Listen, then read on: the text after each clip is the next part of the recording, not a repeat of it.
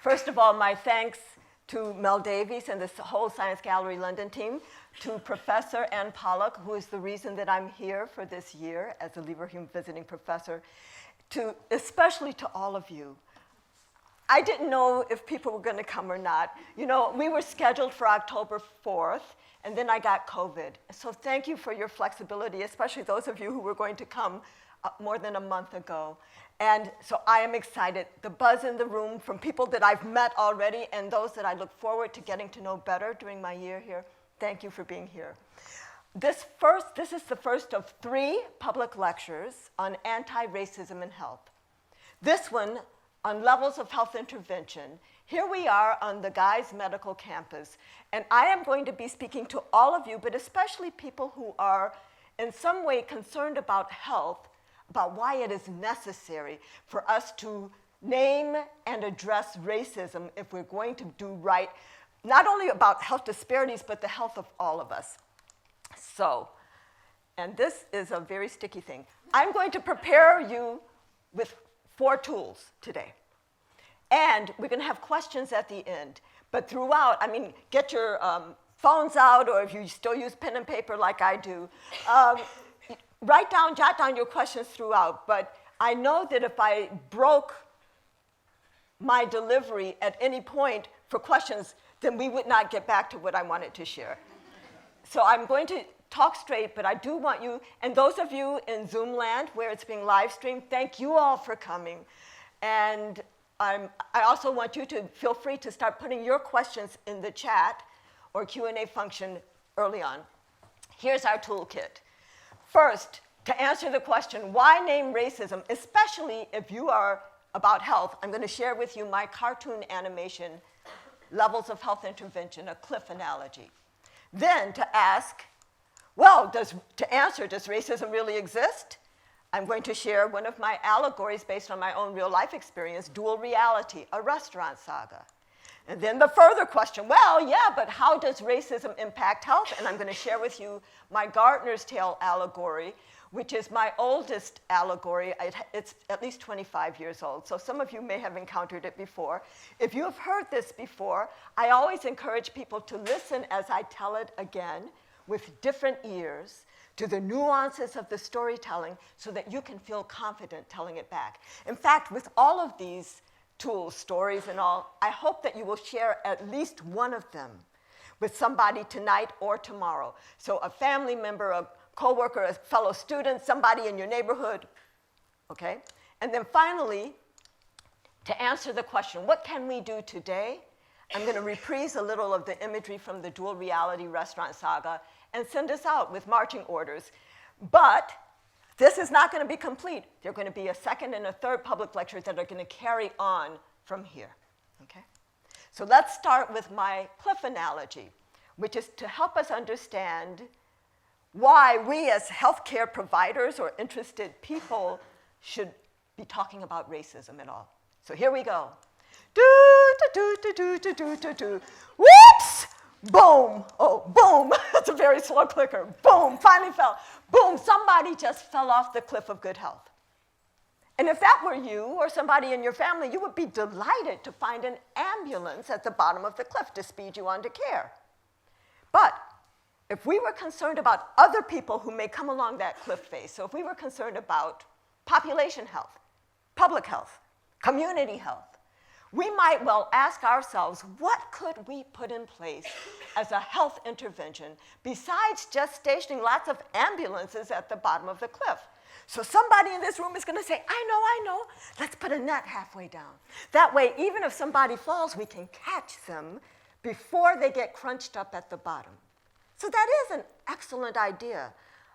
Although the more you think about it, nets do have holes in them, and so somebody might fall through the cracks. But never mind that, we could actually make that a trampoline halfway down the cliff. No holes in a trampoline, but even if we had a trampoline halfway down that cliff, we might well find ourselves with lots of people just bouncing up and down at half functionality, not able to get back to the top of the cliff. So what else could we put in place as a health intervention? Well, clearly we need to be thinking about a fence at the edge of the cliff to keep people from falling in the first place. But even that cliff has to be a very, very strong, even that fence has to be a very, very strong fence if there's a lot of population pressure against it. So what else could we do? We need to move the population away from the edge of the cliff. So let me label the interventions that I have presented so far, where the ambulance at the bottom of the cliff represents acute medical care and what we on the public health side of things describe as tertiary prevention. So tertiary prevention, in public health we talk about 3 levels of prevention: primary, secondary, tertiary. Tertiary prevention is preventing complications from disease that's already manifest, preventing amputations from diabetes and the like. So your acute medical care and tertiary prevention, that's the ambulance at the bottom of the cliff. That net or trampoline halfway down, these are our safety net programs, which are often in our social services, as well as secondary prevention, which is about early detection, screening programs, which can happen in community settings, breast cancer screening and the like, or in clinical settings, so, screening for prostate cancer and the like. So, but these are our screening, early detection. That's the net. The fence at the edge of the cliff, that's primary prevention, keeping bad things from happening in the first place. So that could be policy directed toward the individual. So in the United States, there are a lot of states now that are passing tobacco 21 policies to make it harder for young people to get access to tobacco products. Or maybe it could be anticipatory guidance in a medical setting, or vaccines. So clearly COVID vaccine, flu vaccine, all of that is the major, what people think of immediately when they think of primary prevention. Moving the population away from the edge of the cliff, that's about addressing the social determinants of health. And I know that there's worldwide conversation, perhaps earlier here in the UK than in the United States, but now most of you have been talking a long time about social determinants of health. But if you haven't, here's my take on it, okay? The social determinants of health are those determinants of health and illness that are beyond the individual. They're beyond our individual genes. They're beyond our individual behaviors. They are the contexts of our lives. So they include individual contexts like individual education, occupation, income, wealth. So addressing poverty is a very important way of moving the population away from the edge of the cliff. They include neighborhood context. So what is the quality of schools in your neighborhood? What is the availability of jobs? What is the quality of the air and the water? Can you get fresh fruits and vegetables? In the US, this is a real problem. There are, what they call food deserts, or what other people call fast food swamps. So, I've been here now coming up on 4 months, and I have to say this opportunity, even as I'm talking right now, and especially in the Q&A, is my opportunity to learn from you, right? So I'm going to be putting out questions as I go along for you about, well, how are things here really in the UK compared to, I know the US very well. I was born there and raised there and lived there. Anyway, so addressing adverse neighborhood conditions is a huge way of addressing social determinants of health, housing and all the like. And opportunity structures, all of that. So now you see, I have depicted, if you will, 4 different types of health intervention: ambulance, net, fence, moving the population. We could actually, if I wanted to talk about infant mortality as an outcome, to illustrate how these things play out, for infant mortality, babies dying before their first birthday, the ambulance might be our neonatal intensive care units if it's a neonate. The net, or trampoline halfway down, that could be prenatal care, which is, after all, screening pregnant women to identify problems early so they don't become big problems. The fence might be excellent maternal nutrition. So in the US, we have our Women, Infant, Children program so that even women who are living in poverty can get excellent maternal nutrition. Moving the population away from the edge of the cliff might be a living wage, right? Or excellent educational opportunities so that young girls don't feel like their main option is to have a baby too soon. So you see, we could illustrate for any outcome all the different kinds of interventions here. We could go into a community and we could say, how should we be spending our health resources? How much should it be on ambulances versus nets versus fences versus moving the population? And have a very robust conversation. But as useful as this diagram is, you know, pat myself on the back, as I've presented it so far, it has a huge fatal flaw. The huge fatal flaw is that it doesn't yet equip us to talk about how health disparities arise. So, keep this cliff in the back of your mind. We're going to shift gears for just a moment to talk about, well, how do health disparities arise on 3 levels? So, in the United States, you know, as in the UK, there are disparities along many different axes, but in the United States, and I would say here in the UK too, you can correct me if I'm wrong, racial ethnic disparities are a huge part of the problem. And in the US, we have lots of evidence about differences in the quality of care received within the healthcare system by race.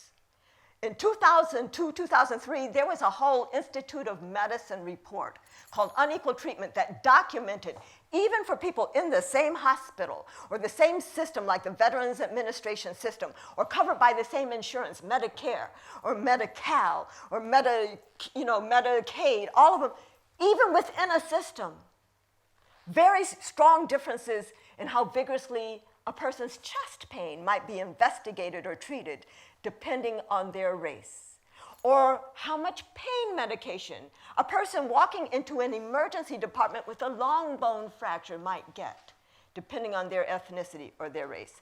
Now that report, almost 20 years ago, sent shockwaves throughout the medical, health workforce, right? Because people are like, oh, I try to treat all my patients the same. Well, of course we try, but there's a difference between intent and impact. That's a recurring theme, I would have to say. So we have lots of evidence in the US setting, and I don't know whether you guys have lots of evidence here or not. I haven't dug deep into the reports. I don't know if you guys are even asking that question. It's a very important question to ask. Is there evidence of differences in the quality of care received within the healthcare system? But then, I'm hoping that everybody in this room recognizes that health is not created within the health sector. So a second level at which health disparities arise are differences in access to healthcare in the first place, both preventive and curative healthcare, right?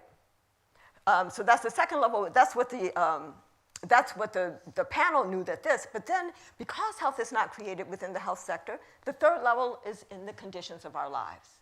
Differences in our life opportunities, exposures, stresses that are making some individuals and communities sicker than others in the first place. And if you wanted to contextualize these 3 levels at which health disparities arise, so differences in quality of care, differences in access to care, differences in underlying exposures and opportunities, we could draw that as a pyramid, right? Or better yet, as an iceberg, where the huge hidden base are the differences in the conditions of our lives, making some individuals and communities sicker, and then very often the same people who've been made sicker are frustrated because of limited access to the healthcare system, at least in the US context. I know we have the National Health Service here, and I've also experienced that as really being starved, but anyway, that's another conversation for later, right? But then, even for people who get into the healthcare system, at least in the United States, some people are further injured because of differences in quality of care. So now, remembering those 3 levels at which health disparities arise, we're going to go back to the cliff. But now we're going to recognize we're not really dealing with a flat 2-dimensional cliff, but we are actually dealing with a 3-dimensional cliff. And at some parts, there might be an ambulance there, but maybe that ambulance has a flat tire. So it's slow or goes off in the wrong direction. Or maybe there's no ambulance there at all. And maybe there's no net, nor fence. And usually at those parts of the cliff, the population is being pushed closer to the edge. So now let me label these observations about this 3-dimensional cliff with how health disparities arise, where the differences in quality of care are represented when there's an ambulance there, but it's slow or goes off in the wrong direction. Differences in access to care are no ambulance, no net, no fence. And differences in underlying exposures and opportunities are represented by the closer proximity of that greeny population to the edge. So now that we recognize that we are really dealing with a 3-dimensional cliff in the US, and I would say here as well, we need to ask, first of all, how did the cliff become three-dimensional in the first place? And that's always because of historical injustices that are perpetuated by present-day contemporary structural factors. But given that the cliff is three-dimensional, we also need to ask, why are there differences in how resources are distributed along the cliff face? And why are there differences in who's found at different parts of the cliff? Why are the oranges back here in the way and the greenies being pushed closer to the edge? And when we start asking and addressing these questions, we are now doing something that I describe as addressing the social determinants of equity or inequity, which differ from the social determinants of health, right? So you remember I talked about the social determinants of health as moving the population away from the edge of the cliff. The social determinants of equity are systems of power that can distribute resources differentially along that cliff face and can distribute populations differentially in relation to the edge of the cliff. And these social determinants of equity or inequity include racism, sexism, heterosexism, economic systems like capitalism, and the like.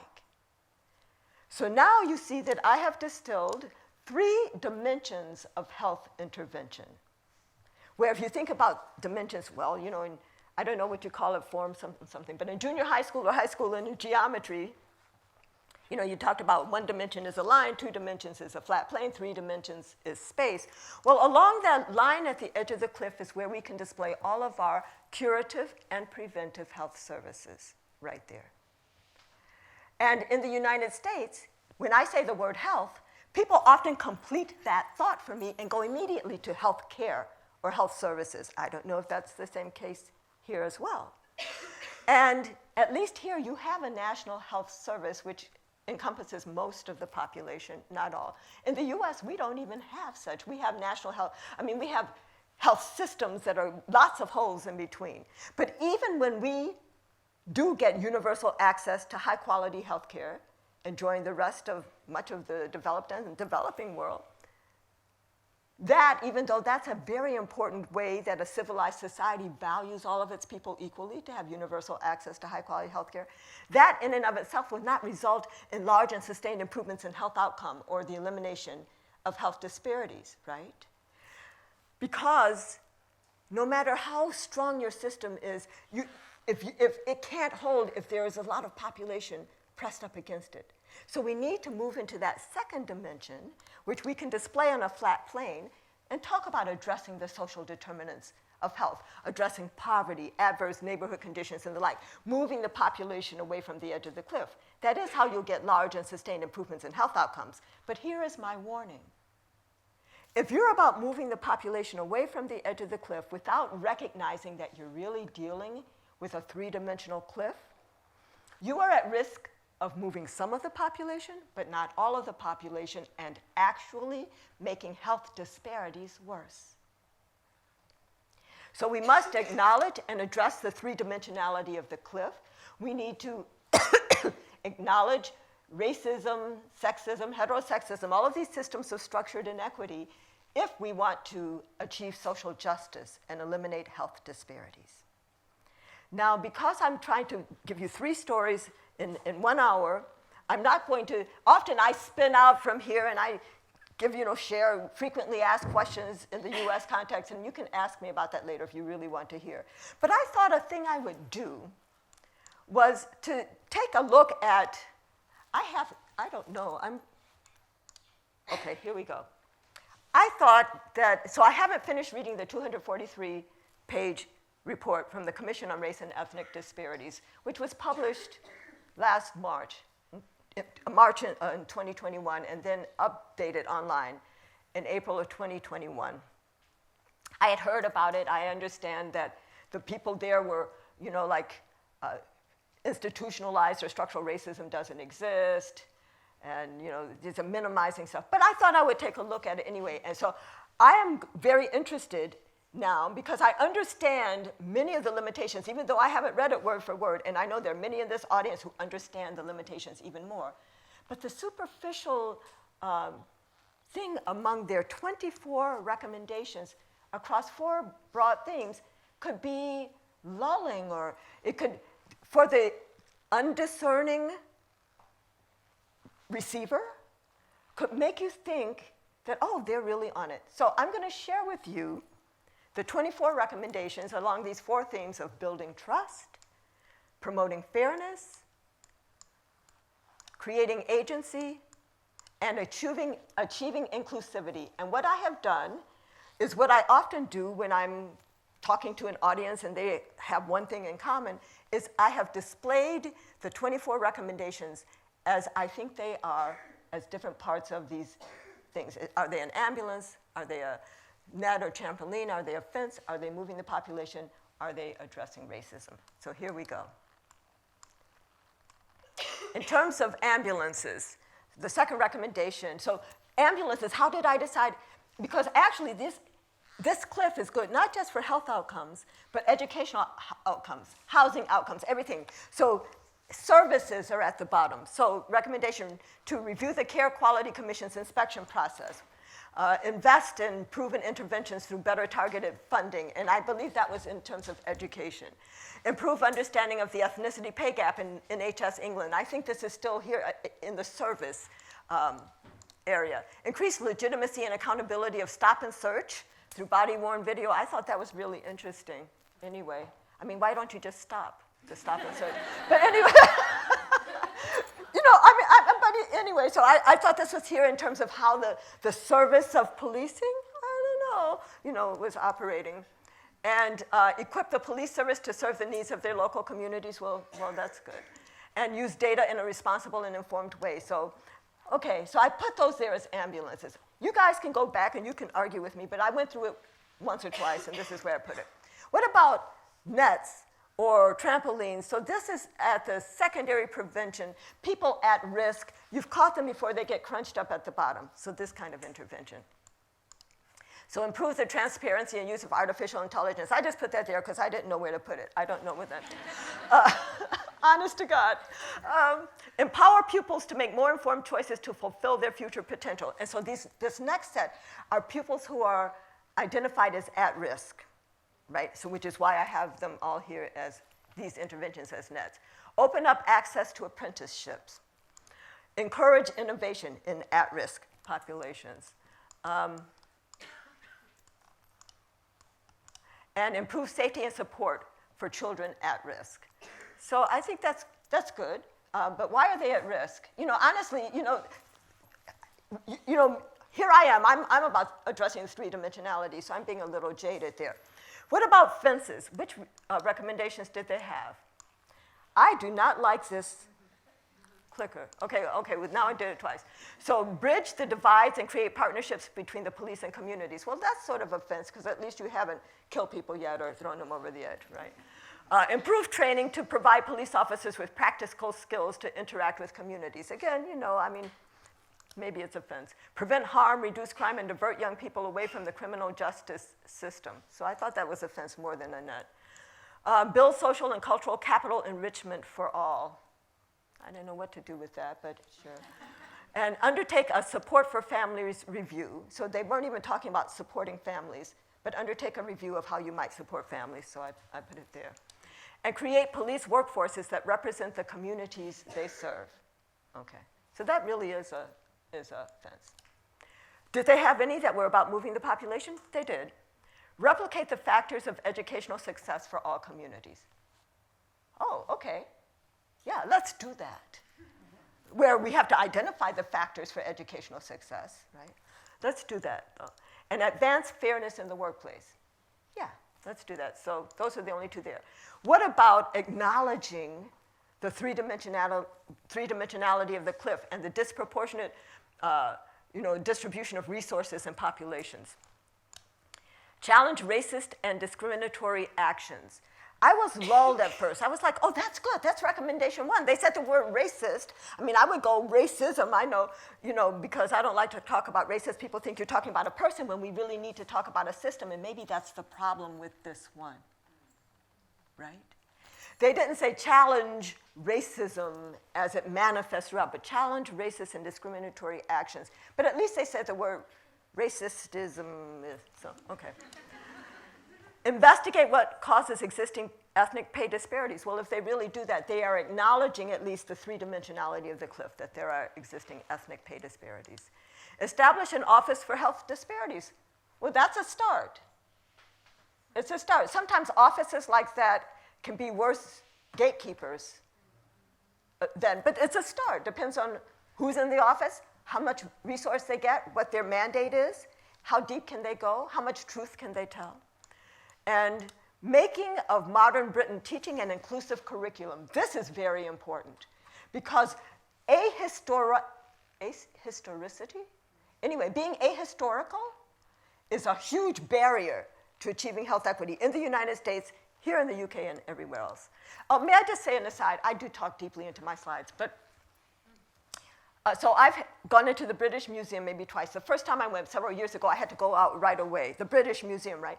Had to go out right away because my skin started crawling because I was like, how did they get all of these things? Like, there's so much blood on these things. Second time I went in was when I came back just now, and I went in, it was the last day of the Stonehenge exhibit, which is about British history, right? So I didn't know, it was an interesting exhibit.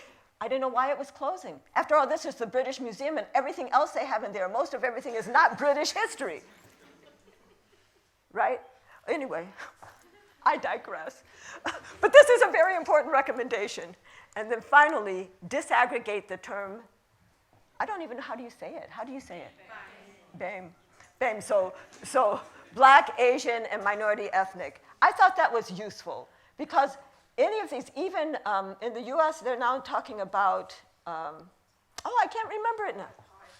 BIPOC, which is Black, Indigenous, and people of color.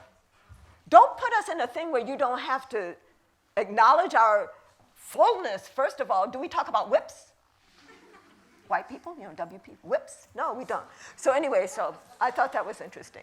Anyway, I am happy to have discussion about this and learn about this. That is all I'm going to do for the cliff. If you have any questions, any things you want to add to the cliff, that was my way of using the cliff. Sometimes, if you are sitting with, the NHS goals for treating cervical cancer or whatever it is, you can take those objectives, whatever, distribute them along the cliff. Usually when I look at a list, there's nothing that I can put that I even can stretch and make it about the three-dimensionality of the cliff.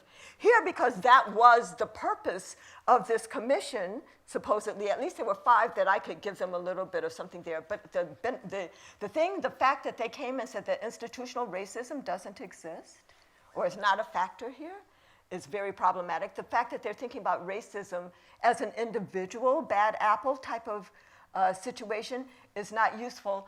And so there are 4 key messages when naming racism. I'm transitioning to the second of my 3 parts. The 4 key messages are, first, racism exists, right? And if they said that any part of racism doesn't exist, okay. I especially say that that's the first key message because in the United States and in the UK, I imagine, there's a lot of racism denial, staunch racism denial, which is operating, at least in the United States context, like a huge black hole in our national landscape, like black holes in the universe. Now, black holes in the universe, I am not an astronomer, but I know this. They are massive, they're powerful, and if anything comes near, it gets sucked in so that they are invisible. And that is how racism denial is, at least in the US context. So the first message is that racism exists. The second is that racism is a system, which goes to that critique that I and many others, I think, have had about the CRED report. The third key message is that racism saps the strength of the whole society. And the fourth key message is that, yes, we can act to dismantle racism. So usually when I say this, and I tell 4 more stories, we don't have time for that. I'm going to share the 2 stories I told you I was. The first one, dual reality, is the story that I share with people when I want to give them a tool to either understand or at least communicate that, yes, racism exists. That first key message. This story I call Dual Reality, a Restaurant Saga. And it's based on my own real experience when I was a first-year medical student. So now I want you to step into my shoes. First-year medical student on this Saturday Like, and you know, we do medical schools differently from you guys here. You know, first you do 4 years of university, and then you go to medical school. So, yeah, anyway. So anyway, so I was very studious, very diligent on this Saturday morning. I woke up, I was studying, you know, in my nose in the books, undistracted by anything, when some of my friends came over in the afternoon. Now, they were also medical students, so did they distract me? No, we all got together studying long and hard. And now it was getting late, and we were getting hungry, and I had no food in the apartment, which was so typical of me that my friends understood. They said, never mind, Camara, we know you don't have any food in here, but we're hungry. So let's go into town and find something to eat. So we do. So we walk into town and we find a restaurant. We walk in, we sit down, the menus are presented, we order our food. Food is served, here we are eating. So maybe not the story about racism in a restaurant that people in my generation in the United States thought I was going to tell, which would be you didn't get served, right? We got served, we're sitting here eating, but hold on, there is a very important message in this. As I sat there eating with my friends, I looked across the room and I noticed a sign that was a startling revelation to me about racism. So now, I hope I've intrigued you. And you're impatiently saying, well, Dr. Jones, what did this sign say? Okay, what did the sign say? The sign said open. So now I know I've lost many of you. How is a sign saying open a startling revelation about racism? So let me recap. Here we are sitting in a restaurant eating. I look up, I see a sign that says open. Thinking no more about it, I assume other hungry people can walk in, sit down, order their food and eat. But because I knew something about the two-sided nature of those signs, I recognized that indeed the restaurant was closed due to the hour, but firmly closed. And that other hungry people just a few feet away from me, but on the other side of that sign, would not be able to come in, sit down, order their food, and eat. And that's when I recognized that racism structures open-closed signs in our society. That racism structures, if you will, a dual reality.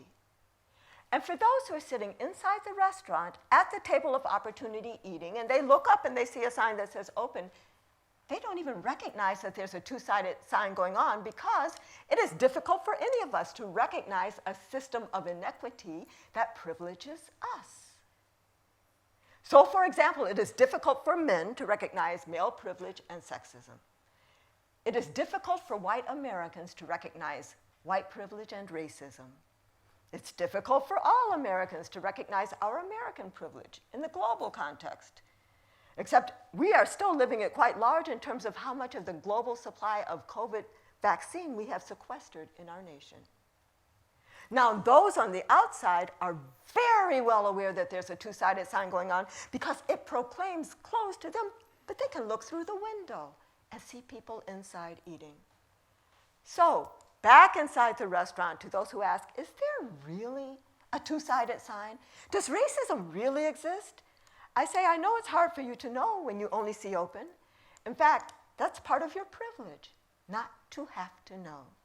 But once you do know, you can choose to act. So it's not a scary thing to name racism. It's actually an empowering thing to name racism. It doesn't even compel you to act, but it does equip you to act so that if you care about those on the other side of the sign, which is an if, but if you do, why, you could even talk to the restaurant owner, who is, after all, inside with you. And you could say, restaurant owner, there are hungry people outside. Why don't you open the door and let them come in? You'll make more money. And oh, the conversations we could have. Or maybe what you do is pass food through the window.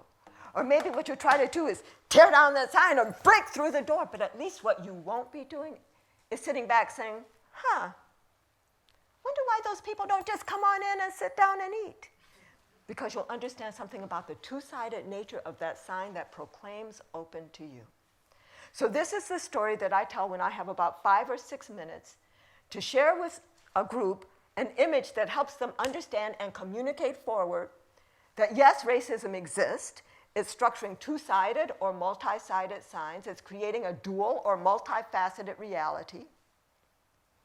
And actually, on 2 separate occasions when we had all day long, I started a 3-hour conversation twice by asking the following question. how could people who were born inside the restaurant know something about the two-sided nature of the sign? And each time it was a 3-hour conversation because there are many ways to know. We don't have time for that now, but if you want to stay, I'll stay. But not right now. But let me say this. I am heartened that more people who were born inside the restaurant and just 2.5 years ago might have been sitting inside eating and saying, what are those people outside saying? Black lives matter. Don't they know all lives matter? More of those people are now affirming, yes, Black lives matter.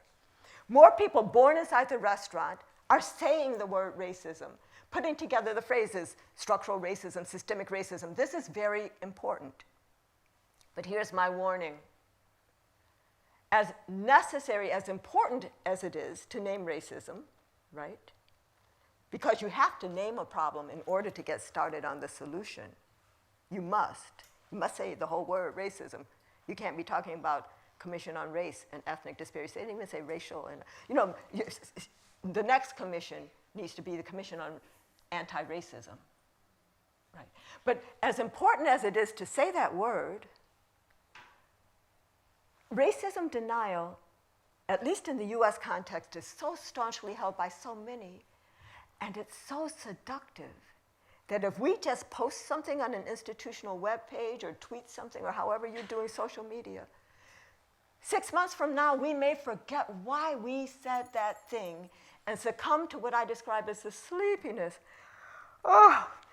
the somnolence of racism denial. So we must go beyond naming racism to action, which means we need to tear down the sign. And of course, racism is not just a sign, it's a door, it's a lock. There's a whole system going on. We need to dismantle the lock, take the door off the hinges, because once we start acting, we will not forget why we are acting. So that is that story. If you have any embellishments on that or any questions, and I'll write them down or whatever, because we are moving on. I owe you a definition of racism. I've said the word about a gazillion times now. Nobody fell off their chair. I hope you guys in Zoom land didn't fall off your chairs either, right? But here I'm going to define it. When I say the word racism, I am clear that I'm talking about a system. So I'm not talking about an individual character flaw, a personal moral failing, a psychiatric illness, as some people have suggested. And yes, it manifests in all of those ways. But in its essence, racism is a system of power. And a system of doing what? A system of doing two things, of structuring opportunity and assigning value. And on what basis is the opportunity structured? On what basis is the value assigned? It's based on so-called race, based on the social interpretation of how one looks in a race-conscious society. Now, in the US, if you were to look at me, I'm just as clearly Black as you want to be Black, right? In some parts of Brazil, I'm just as clearly white. In South Africa, I'm just as clearly colored. Here in the UK, I think I'm perceived as mixed race or Black other. Actually, I took a list. I was signing up for a course at CityLit, just a little course, and I looked at all the racial ethnic categories. And first of all, do you know that it looks like they're not ranked alphabetically. It looks like they're not ranked by number. It looks like they're ranked by some kind of value system. Take a look at that. Anyway, very interesting. But it's not just my coloration and all. Every single person in this room and in the sound of my voice, for each of you, there is some other place on this earth where your so-called race would be quite different from how you are living it today. Some of you know that from experience. I have a lot of nods right in here. This is the truth. Okay, so race is the social interpretation of how one looks in a race-conscious society. Racism is the system that operates on that so-called race to do two things, structure opportunity and assign value. What are the impacts of this system? Well, when people finally recognize that it exists, people usually understand that, yes, racism is unfairly disadvantaging some individuals and communities. But it shouldn't take any of us long to recognize that every unfair disadvantage has its reciprocal unfair advantage. So that racism is also unfairly advantaging other individuals and communities. And that's the whole issue of unearned white privilege that many people in the US will never talk about. And why not? Especially those who are living as white, it makes them uncomfortable. I used to, when I would get to this part of my definition of racism, talking to a group, and I started to see people squirm in their seats, I used to almost apologize for that discomfort. I'd say, oh, I'm not trying to make anybody uncomfortable. If you feel uncomfortable, shake it off, stay with me, I'll tell you more stories. I don't apologize anymore. What I say is, if you feel uncomfortable acknowledging the reality of unearned white privilege, at least in the US context, and I'm learning here, so I'm not making any, but I think here too. If that makes you uncomfortable, I encourage you to lean into that discomfort. How do you lean into that discomfort? You read widely and you read history. You go across town and stay a while. You talk to strangers. I mean, you understand life on the outside of your bubble of experience, right? And why do I say lean into that discomfort? It's because I have come to recognize that for each of us, the edge of our comfort is actually our growing edge. But there's a third impact of racism that many people don't recognize, and that is that racism saps the strength of the whole society through the waste of human resources. So whether you as an individual community are unfairly disadvantaged or unfairly advantaged, the whole society is being hurt. Many examples I could give of that: when we don't vigorously invest in the full excellent public education of all of our kids, or when in the US context especially, we are complacent with the wholesale warehousing disproportionately of so many black and brown men in our prison system, as if that didn't separate us from human potential. I actually think that this impact of racism, how it saps the strength of the whole society, is one that we need to lift up most urgently, at least in the United States these days, right? Because, so we need more media stories, more data collection. If you guys are into data things, that's another question. Not only do you need to ask the question, are there differences in health care by race, ethnicity? You need to ask, are there, how can we measure the sapping of the strength of the whole society, and how do we measure racism, and how do we make evidence there, right? Or explore the question, at least. Because we need more people filled with a sense of urgency to dismantle this system and put in its place a system in which all people can know and develop to their full potentials. So we're about, I forgot I was going to say this, but this is very important, especially in relation to the CRED report, okay, which I haven't fully read yet. So I've skimmed. But all over the world, in the United States and here, I acknowledge that my definition of racism can be generalized to be a definition of any system of structured inequity. So what is sexism? Well, that's a system of structuring opportunity and assigning value based on gender that unfairly disadvantages some, unfairly advantages others, and saps the strength of the whole society through the waste of human resources. And there are many axes of inequity operating in our societies today, intersecting in communities, intersecting in individuals, and all of these are at least risk markers for how opportunity is structured and value is assigned, even as a smaller set are also risk factors in the progression to disease. So when I acknowledge this, especially if I've talked to a group for an hour and a half about race and racism, they say, well, excuse me, Dr. Jones, if you understand the reality of this, that there are many axes of inequity and their associated systems of structured inequity, why have you spent your whole career on race as the axis of inequity, and racism as a system of structured inequity? And my answer is clear, at least in the US context, and I would say, I don't know yet here. Racism is foundational in our nation's history. I think it's foundational in your nation's wealth. But racism is foundational in the history of the United States, and yet many people are in staunch denial of its continued existence and profoundly negative impacts on the health and well-being of our nation.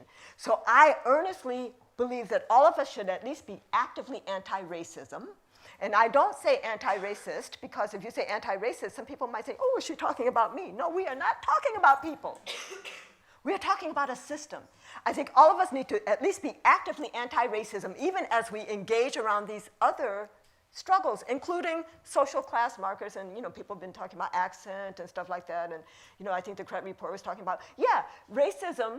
So whiteness does not protect people from poverty. It does not protect people from homophobia. But it does give them, at least in the US, it gives them so much advantage. It gives them high expectations, the benefit of the doubt, safety in police situations, all kinds of things. So that we have to acknowledge that white privilege exists even if people are poor, right? And so I believe that we need to at least be anti-racism, even as we engage in any or all of these other systems of structured inequity associated with these axes, and to the extent that we're able to dismantle the mechanisms of racism, the other struggles will benefit as well. Okay. Before I leave this little section, and somebody's going to have to tell me the time. What time is it? 7:52. 7:52. Okay. Okay. Well, there it is. So you guys, after I finish this section, you guys will have to come back to the next one for part 2, but we need a bigger venue. I don't know. But anyway, so there are many people that I've encountered in the United States, and I'm saying probably here, there are many people in the world who value comfort. And there are many people in the world who value social justice. And in the current status quo, valuing comfort and valuing social justice are like at polar opposite ends of a value system. I'm not saying you can't be comfortable, but if you value comfort, if that is your motivation, right, that is not consistent with valuing social justice unless you expand the we, unless you value comfort for all of us, right? In fact, those who value comfort are very much like those who were born inside the restaurant, sitting at the table of opportunity, eating. They value comfort because they are benefited by the status quo. They are comfortable right now. They don't even wonder why nobody else is coming in the restaurant. They may not even notice that. They're so involved in their food and in their conversation. They don't want to examine the sign. They heard that maybe there's a two-sided sign going on.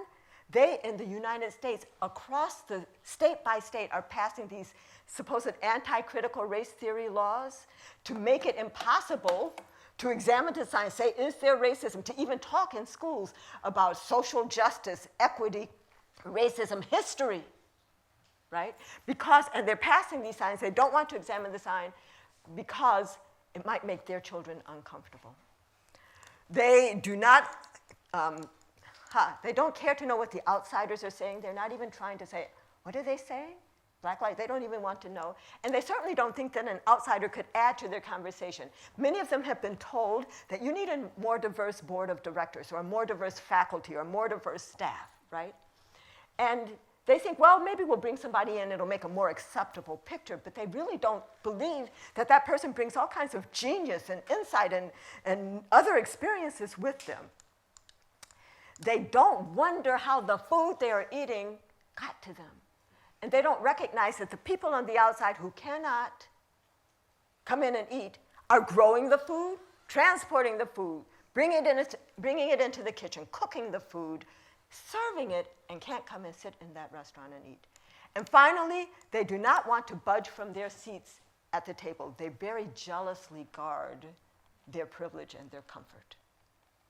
Those who value social justice because they know two things. They, first of all, know there's a two-sided sign going on. Many of them know that because they were born outside the sign and they see it saying close and they can look through and see people inside eating, right? But some people can travel out too, but however you get that knowledge, they know there's a two-sided sign going on, and they also know that the operation of that two-sided sign is sapping the strength of the whole society. Now, I'm being very clear that the circumstances of a person's birth do not completely determine their values, right? And there are people who could have been born inside the restaurant but wondered, why aren't more people coming in? Craned to hear, what are those people saying? Felt constrained by their narrow bubble and made it outside, and now are experiencing a different reality, can see that it says closed. They believe the stories of others, right? They were interested in the stories of others. They believe the stories of others, and they have joined in the stories of others. There are also people who were born outside